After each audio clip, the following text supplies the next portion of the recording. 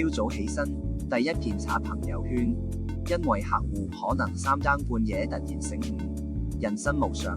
要買保險，跟住食早餐，買咗個硬豬狂咬，因為今日約咗2個客，一個上次話諗下先，一個話好似寄個靚好啲喎，我用硬豬狂咬練牙力，今日亂都要拗反直。公司開早會，老細話你哋要信自己，我200%信自己，弊在啲客全部唔信我呢，陰公。做街幫打工仔整合 MPF， 遇見個清潔阿姐化咗少少妝，我駁佢係禾稈冚珍珠，於是話退休生活要預每月3萬蚊先至活得有尊嚴喎，不如趁後生做定份年金先。阿姐話我打咁耐工都未試過月薪過3萬喎，咁我咪成世人都冇乜尊嚴。我轉數快即刻話家下經濟咁差，有份工已經好有尊嚴㗎啦，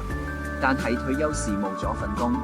咁尊嚴就要靠份家底托出嚟。試諗下，到時成班老友記去飲茶，唔好多，你1個月有1次可以話我請，係咪好爽先？咁就即時保證咗啦。佢第日爽唔爽我唔肯定，但我今日就覺得幾爽。